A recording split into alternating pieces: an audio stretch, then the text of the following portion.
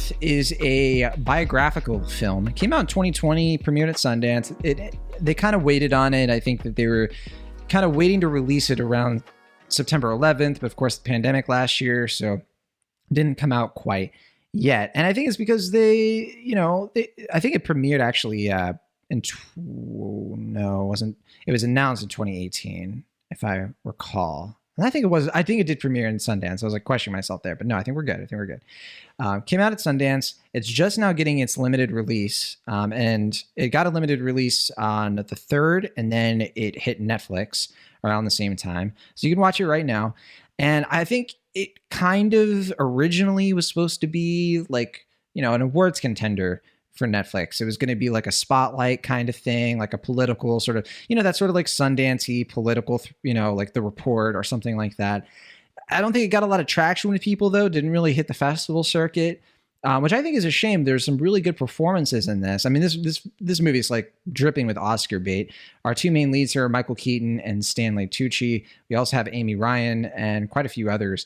But this movie, as I mentioned before, it's related to September 11th. It takes place sort of like before, during, and mostly after, like the aftermath of September 11th. For those of you who don't know, like if you're listening around the world, September 11th in America, 9/11, that was the day in 2001 where the World Trade Centers, or the Twin Towers, were attacked by terrorists, and the Pentagon as well. And obviously it was a huge moment in American history. We're not celebrating, but remembering it 20 years later, because it's 2021 now.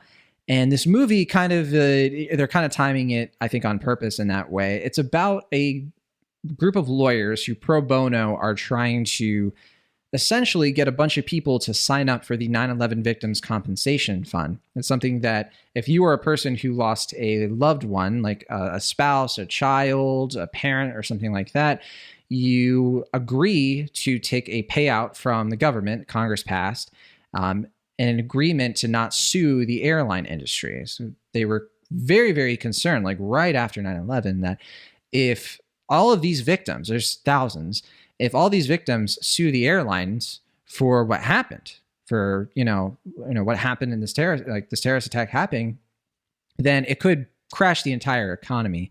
Because the airline industry is so tied economically to the American economy, essentially it would be years, maybe decades of litigation that would cause the airlines to lose, basically become defunct.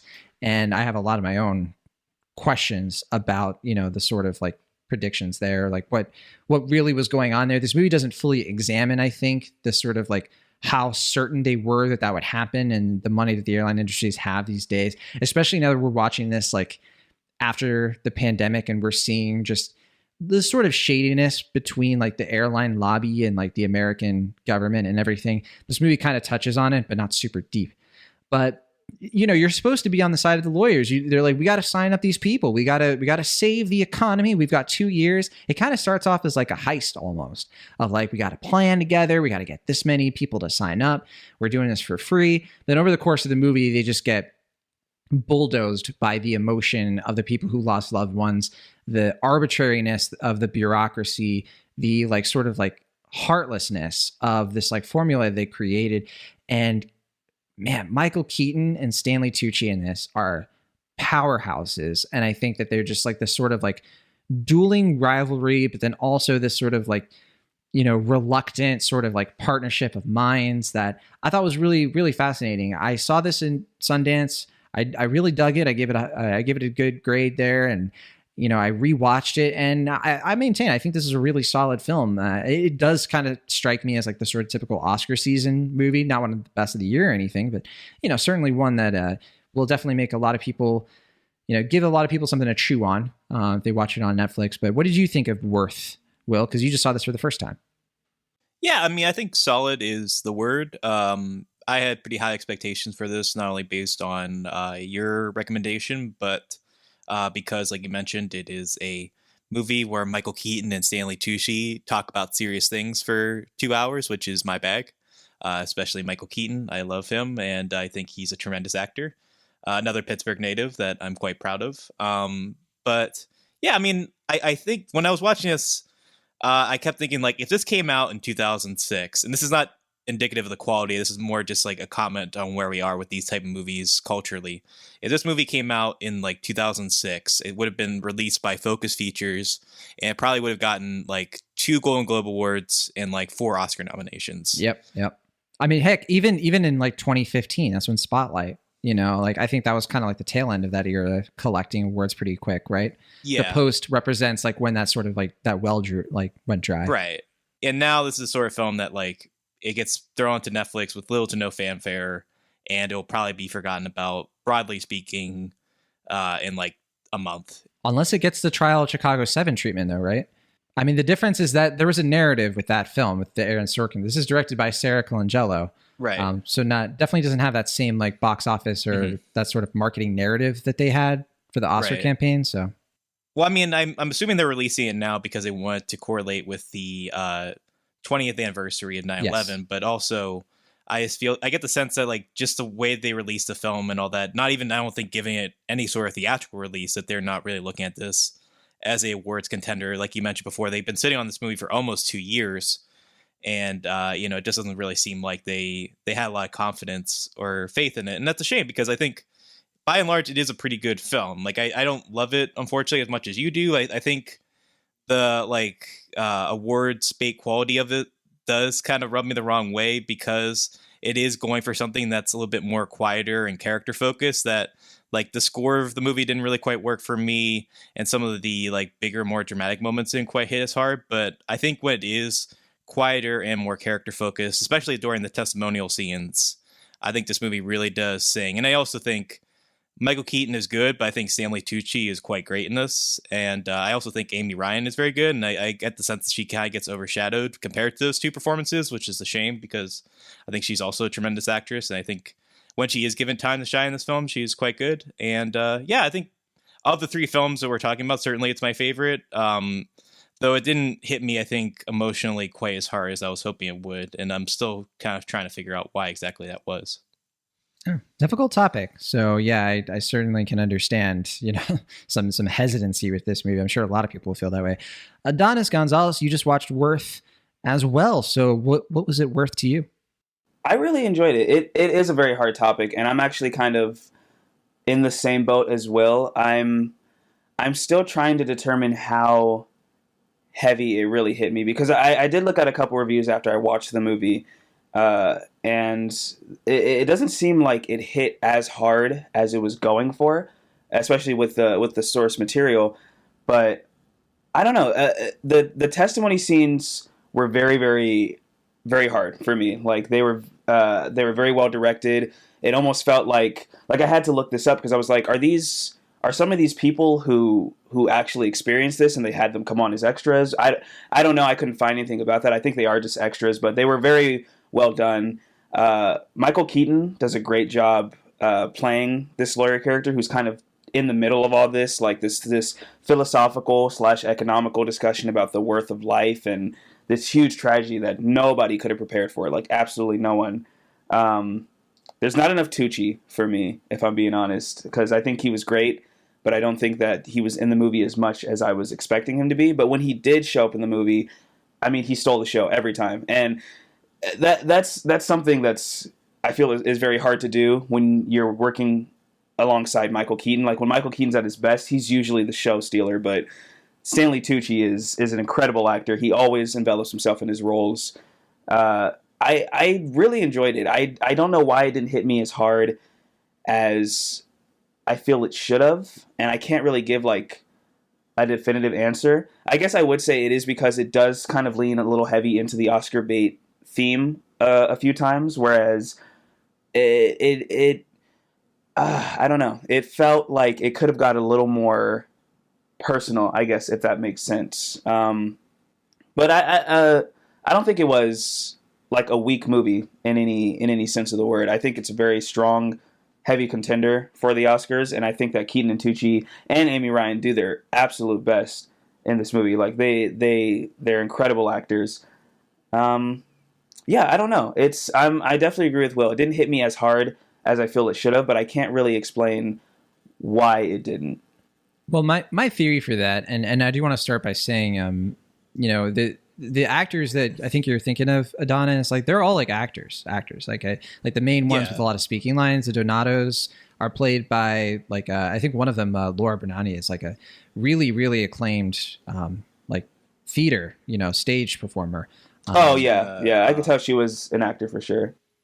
Yeah. I was gonna mention, one of them is Gail Rankin, who is just last year was in one of my favorite films, and she gave a great performance in that as well, The Climb. And she was also in like Her Smell and The Great Glow. Showman. Oh, and that's Glow right. And Meyerowitz Stories and stuff, and she's great in this as well. I thought I it's recognized her. There are like most of those testimonials are from character actors, kind of giving like their like big monologue scene. But I'm pretty sure almost all of them are actors, if I'm not mistaken. Pretty much, yeah. I don't know if they used any like if they had anybody who like lived through it.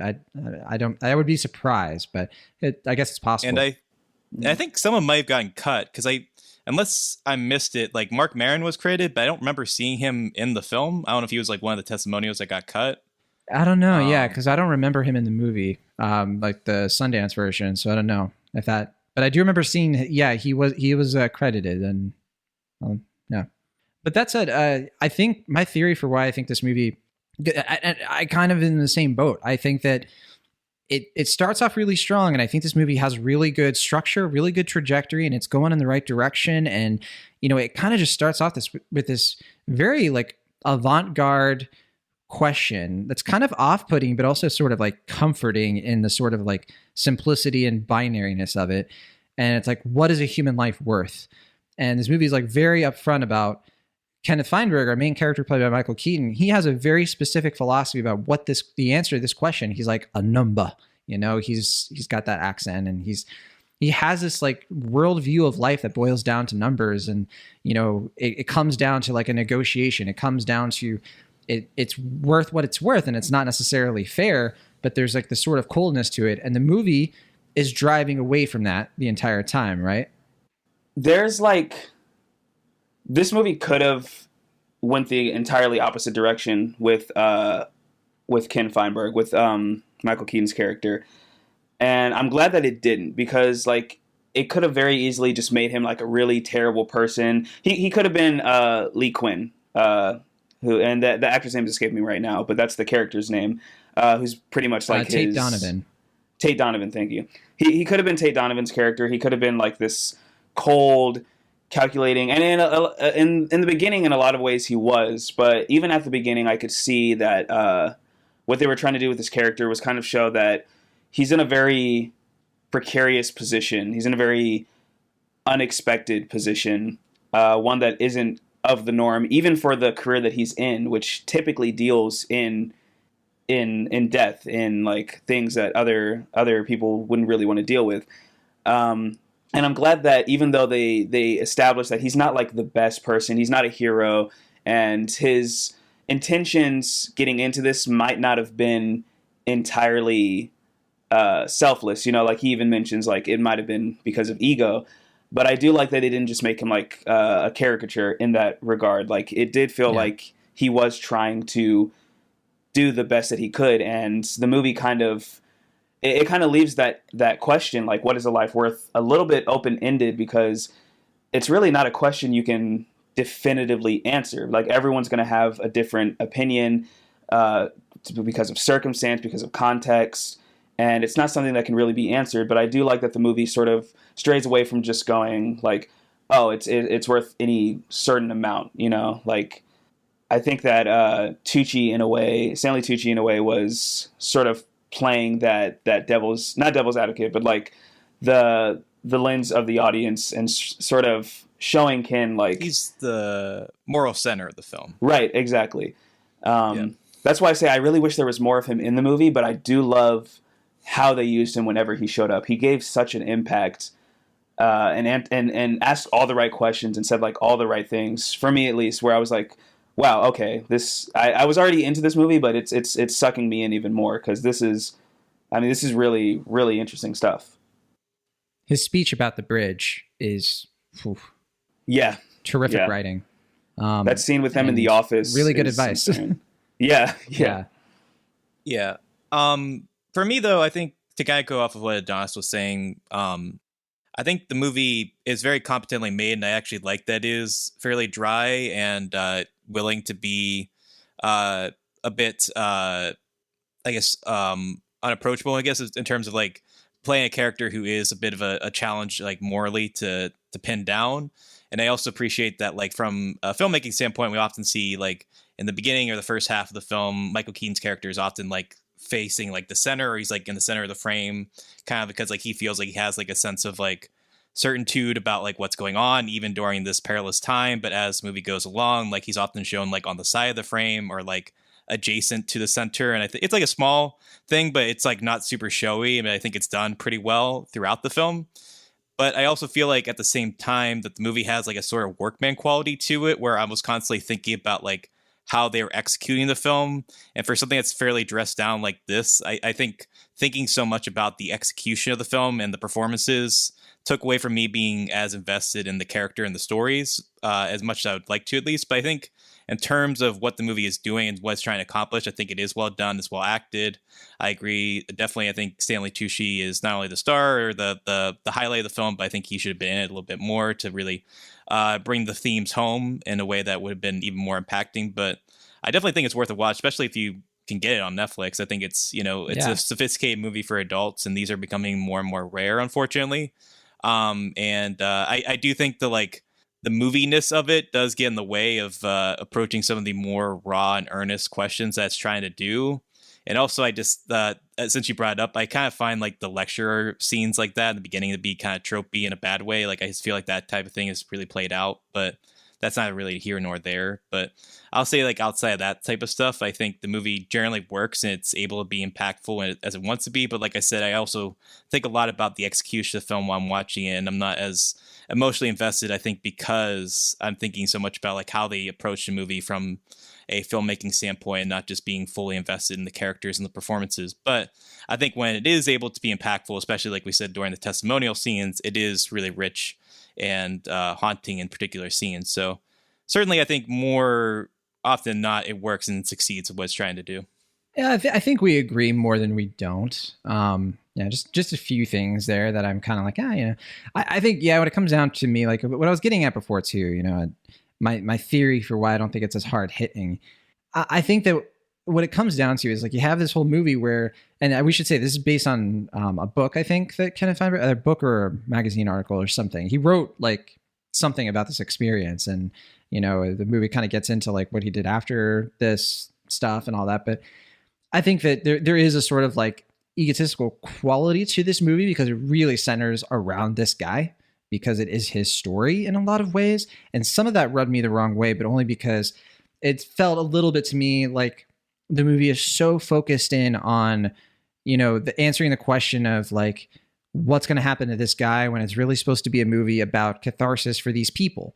And it doesn't really strive for the emotional moving on for the people involved in this tragedy. And I think that's the disconnect a little bit. I think the movie is trying to avoid that because it puts in all these lines of like, nothing we can do can, alleviate people's pain. I think it's trying to avoid this sort of like, trying to come in and be like, and then everything was okay, and then these people were okay, or anything like that. And it's like, well, I think the decision is to focus it more on Kenneth Feinberg and his team having this sort of like growth and this sort of journey. And I think that's why it just doesn't quite come together emotionally, because it's like, well, sure, I'm glad that, Kenneth Feinberg has this like growth, that he has this arc. And I think it goes to interesting places. I think that Stanley Tucci, he's, best supporting actor, like he is like the best supporting actor by definition in this kind of movie. Amy Ryan as well as supporting, and they're kind of like laddering up to this conflict between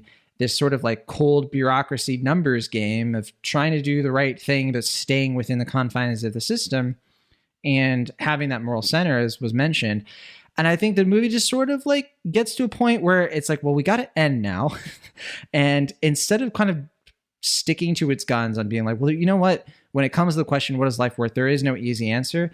It kind of just comes up with this sort of like hackneyed Hollywood movie sort of, well, here we go. We're just going to solve things.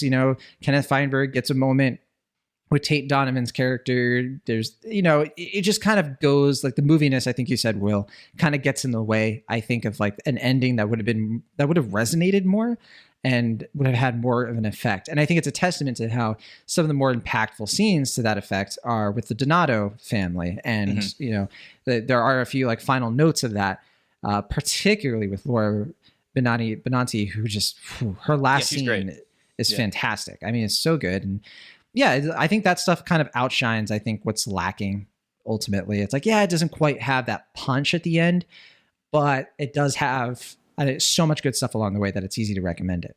Yeah, and I should just clarify, when I bring up like the quote unquote moviness of a movie, I mean, that can be kind of vague. And so I want to clarify that, like, when I bring that up, I just mean like for something like this, that's obviously, like I said, trying to be dressed down or trying to be a little bit more realistic, when like those kind of like scenes that feel a bit like contrite or feel like they are very scripted come into play.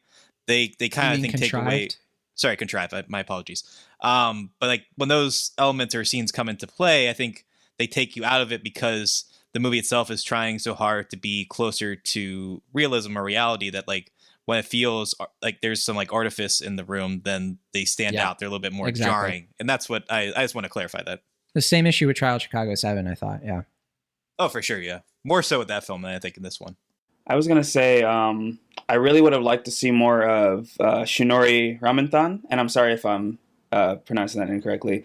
But she played Priya, who was one of the people on Kenneth Feinberg's team, but she was actually there when the attack on the Twin Towers happened, and that was a really interesting character that I feel like wasn't utilized as much as she could have been. Like there were moments where... Was she there though? I thought it was that she was supposed to start there that week, but she wasn't. Yeah, I think John's correct. Oh, okay. I thought I was a little confused too. She was supposed to be on the same team as Stanley Tucci's wife, I think. Oh, okay. Because I thought, wasn't there a moment with her in the elevator where she mentioned that she still kind of had like PTSD from like just being in small spaces? I think survivor's guilt is what they're alluding to. Yeah, I think it's... okay. But also, like, there were people who, like, weren't directly involved with 9/11 that had, like, some PTSD just from, like, close association, or, like you said, like, being like they should have been there, like, a week before or something like that. Like, there was... That was a pretty common thing during and around 9/11. Right. I don't know. I feel like she could have offered a little bit more to the movie, and they didn't utilize her as much as they could have. She hasn't been in a lot of stuff. I think she was in Big Sick and a few smaller films, but I think this could be the start of like some bigger roles for her, for sure. She's good at it, for sure. Yeah. I think one of the haunting things about this movie, and I'll finish on this since we're going so long, but I did think that, like, when 9/11 happened, when we were all pretty young, I was like 10 years old, I think. I was about to turn 11. And I was in elementary school. Yeah, we were young. And I think, Adonis, you were even younger because you're a bit younger than us. I was 3 years old, yeah. Okay, yeah. You don't even... we have vivid memories, yeah. Yeah, I was gonna say, do you even have any memories from 9/11? None of my own, but my grandma does. She has told me about the. She was one of the people who was like on their way there when it was going on and stuff. Like she was in the area and she'd heard about it. Wow. Yeah. Wow. Glad she's all right. Yeah. So it was kind of haunting a little bit to sort of like. You don't see much, like they don't do like a recreation or anything like that. They kind of do like the news reports thing. And I think that's for the best. But I think part of what makes those testimonials so impacting is like there are scenes where, at times they're just describing like the last conversations they had, but then you hear audio and you hear about like what people went through. And, there are some things that like I've forgotten. It's been years. Right. And, it's something we kind of think about once a year, but then it's not something we really like. The trauma of it is not something I personally like revisit very often. And yeah, it was something else to kind of go through that again. It's difficult. So I would say that, if you're going to watch the movie, just be prepared for that. It's not the, the big feel good movie necessarily of the fall, even though it has feel good moments. To be fair, I think the movie's pretty delicate about that stuff. Like, agreed. It gets you in the headspace and shows you the aftermath and shows you like, it's tasteful. The events. Yeah. But I think it's more about like the characters reckoning with it. One of my favorite scenes in the movie is the sort of scene I think in a lesser film they would have cut out because it doesn't impact the story. But it's one that I think is so key to the film, and why I feel like I was a little disappointed that it didn't hit me more was when Stanley Tucci was like cleaning out the fridge, and like it, it's a sort of scene that's like it doesn't explicitly tell you what happened, but it tells you everything you need to know about what just happened to Stanley Tucci's character. And I think those moments are brilliant, and I think that's where the movie's at its best. And I kind of wish the movie was on that level more than, like I said, some of the more movie-ish scenes. But I think the fact that it has those scenes showcases a director who is certainly going to do some great things moving forward. Well, you can watch Worth right now on Netflix. It is 118 minutes long. Goes by pretty fast for just under 2 hours, I thought. Even the second time, I'd say.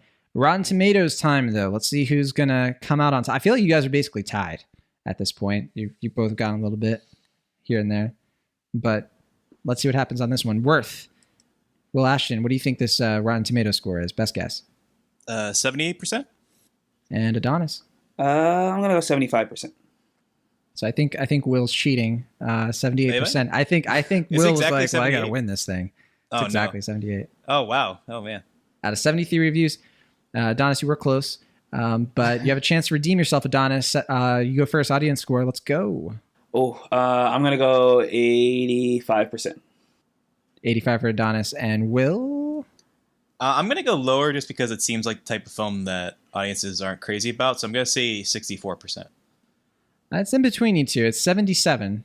So wow. Nobody was quite that close. So pretty close to the Rotten Tomato score. Yeah. There you go.